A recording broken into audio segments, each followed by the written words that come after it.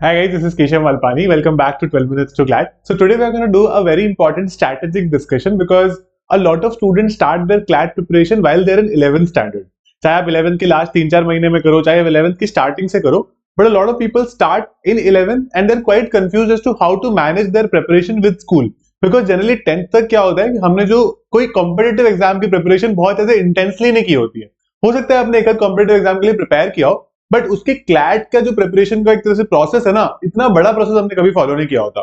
तो हमारा ज्यादा से ज्यादा we have school and then we have a couple of tuition centres जहां पर हम जाते हैं और ट्यूशन से वापस आ जाते हैं. तो बेसिकली पूरा जो रूटीन है वो हमारे स्कूल के आसपास ही घूमता है.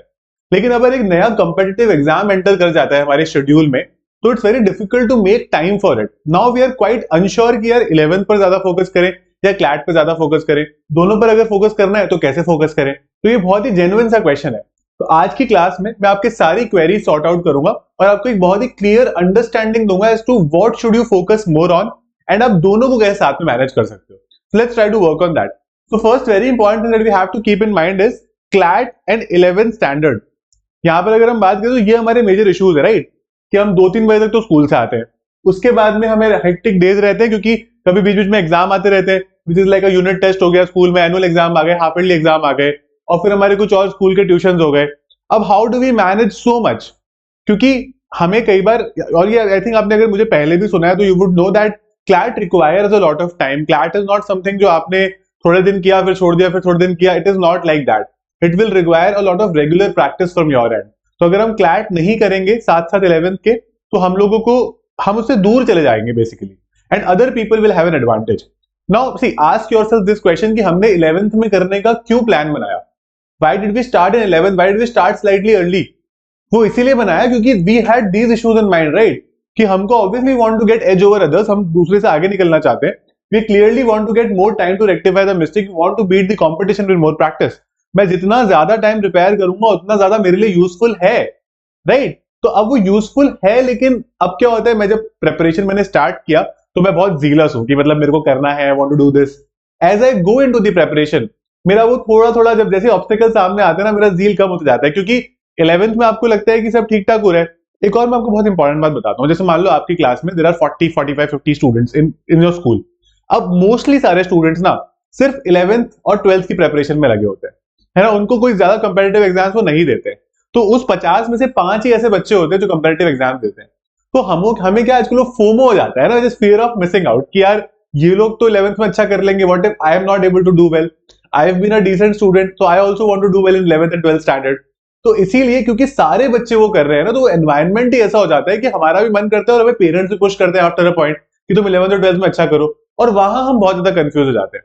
तो इसीलिए ट्राई टू अंडरस्टैंड दिस कि 11th को हम साथ में मैनेज कर सकते हैं, बट क्लैट के लिए अगर आपने सोचा है कि अभी से प्रिपरेशन करना स्टार्ट करना है, प्लीज गो फॉर इट. ज्यादा लेट करोगे आपके लिए उतना ही मुश्किल होता रहेगा प्रिपरेशन. बैकलॉग्स बढ़ जाता है, प्रैक्टिस कम हो पाती है, काफी चीजें हमारे डिफिकल्ट हो जाती है, राइट? तो इसीलिए to understand the process better to aim for the top NLUs, it's very very important that we start in 11th standard and we obviously manage it. But how? मैं अब आपको ना कुछ ऐसी प्रैक्टिकलिटीज बताता हूं जो हमें सुनने में अजीब लगेगी, बट अगर आप उसको प्रैक्टिकल एक रीजनेबल तरह से सोचो तो वो बातें शायद सही है. वो शायद आपके पेरेंट्स आपको नहीं बता पाएंगे, आपके टीचर्स भी नहीं बता पाएंगे, और वो आपको खुद को भी बहुत जल्दी से समझ नहीं आएगी. Let's understand what are those things. The first thing is कि अभी जब से CUET आया ना पिछले 2-3 सालों में, तब से 11th की तो मार्क्स कभी भी बहुत रेलेवेंट नहीं थे. 12th के मार्क्स भी अब ज्यादा रेलेवेंट नहीं रह गए, क्योंकि 12th क्या हो गया, it's only become qualifying now. आप 12th में चाहे 99% ले आओ, उससे आपको मिल जाएगा दिल्ली यूनिवर्सिटी का बेस्ट कॉलेज? नहीं मिलेगा. क्यों?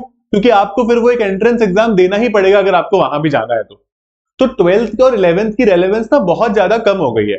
वो स्टूडेंट्स और उनके पेरेंट्स को हो सकता है अगले 4-5 साल में समझ में आएगा, लेकिन अभी हमको एग्जाम देना है ना, तो हमारे पास 4-5 साल नहीं है वो समझने के. So you have to understand कि you have to give some preference to 11th and 12th. आपको पढ़ना पड़ेगा. बट अब अगर आप क्लैट दे रहे हो तो क्लैट तो आप क्लियरली समझो, clearing CLAT will give you clear purpose. Purpose मतलब आपको एक लॉन्च पैड मिल जाएगा कि भाई I have got to a top NLU now I can prepare for a professional degree आ जाएगी मेरे पास, एक मेरी अच्छी खासी जॉब लग जाएगी, है ना. तो इसीलिए अगर आप वे करके देखो दो चीजें कि मेरे को क्लैट ज्यादा सही लग रहा है या मेरे को 12th ज्यादा सही लग रहा है, what if I clear both. मतलब आप एक सिनेरियो लो जहां पर आपका क्लैट में भी टॉप 200-300 में रैंक आ गया और आपकी 12th में भी मान लो 97-98% आ गए। अब इसमें क्या बेटर है दोनों में, है ना? खुद सोच के देखो ये बात, आपको समझ में आएगा कि अच्छा इसमें से क्या आगे जाकर मेरे लिए ज्यादा अपॉर्चुनिटीज क्रिएट करेगा। तो फिर आपको पेरेंट्स को भी समझाने में आसानी होगी जब हम खुद तो क्लियर हो इन चीजों पे। तो इसीलिए इट्स वेरी इंपॉर्टेंट, एंड मैंने जैसे आपको बताया ना, CLAT you need a lot of consistency. CLAT is not something कि आज करना शुरू हुए और आ गया, सब अच्छे से करने लग गए, बढ़िया से हो गया, ऐसा नहीं होता है। That is not how CLAT works. तो इसीलिए you will have to put in that extra effort and you will have to manage it with your preparation. रोज के आपको कम से कम 4 घंटे मान के चलो निकालने पड़ेंगे स्टार्टिंग से ही। ये टाइम धीरे धीरे जाकर बढ़ेगा। जिन जिन लोगों को लग रहा है कि हमारा 11th के साथ मैनेज नहीं हो रहा, 12th में तो पता है पढ़ाई के साथ साथ प्रेशर भी आता है। अभी तो फिर भी आपके टीचर्स कंपैरेटिवली थोड़े चिल रहते हैं, है ना? 12th में जब जाओगे ना तो उन पर भी बोर्ड्स का प्रेशर है कि अच्छे स्कूल का रिजल्ट देना है, आपकी फोटो बाहर लगवानी है स्कूल के कि हमारे बच्चे के इतने अच्छे मार्क्स आए। तब तो वो आपको और ज्यादा परेशान करेंगे कि आप स्कूल से छुट्टी भी मत लो, कोई एग्जाम मिस मत करो, कुछ भी मत करो। और तब आपके लिए दोनों मैनेज करना बहुत डिफिकल्ट होगा। इसीलिए जब आप सही टाइम पे स्टार्ट करो तो उसको सही तरह से स्टार्ट करो, है ना? So that is what I wanted to say. उसके अलावा अगर आपको मेरे साथ प्रिपरेशन करनी है तो दिस इज 12minutestoclat.com, हमारी वेबसाइट को रेफर कर सकते हो। वहां पर जाकर आप सारे हमारे कोर्सेज देख सकते हो। This is the Aarambh plus course that we have for CLAT 25 aspirant, जिनका December 24 में एग्जाम होगा। We will provide you offline mock test, offline books. You can go to 12minutestoclat.com and find this course for yourself. All the classes will be a part of this. जो आपको थोड़ी बहुत classes miss हो गई होंगी उसकी आपको recording भी मिल जाएंगी, तो वो यूजफुल होगा। अगर आपको ऑफलाइन मॉक्स और बुक्स नहीं चाहिए तो आप फिर एक नॉर्मल क्लासेस और हमारे जो पोर्टल पर मॉक टेस्ट वगैरह जिनका आपको पीडीएफ दे दिया जाएगा, वो वाली यू कुड से बैच भी ज्वाइन कर सकते हो, विच इज आरंभ। तो दोनों 12minutestoclat.com में मिल जाएंगे। You can start preparing right away without wasting any time. अगर आपको फिर भी कोई डाउट है कि हम 11th को कैसे मैनेज करें अपने बोर्ड्स के साथ, सॉरी अपने क्लैट के साथ में, so that you can mention the comment box. I'll be very happy to take it from there and answer it for you. कई बार स्टूडेंट बोलते हैं कि सर हमारे एनुअल एग्जाम आ रहे हैं तो उसको तो कैसे करें? तो एनुअल एग्जाम में आप 10-12 दिन की छुट्टी ले सकते हो, दैट्स ओके, बट एकदम स्विच ऑफ नहीं हो सकते हम लोग कि हम लोग के लिए काफी टाइम तक नहीं है, क्योंकि 11th भी ज्यादा इंपॉर्टेंट है, राइट? तो try to make this understand to your parents. If there are any concerns of yours और your parents, mention at the comment box. I'll be very happy to take it from there and answer it for you. That's it guys, see you in class.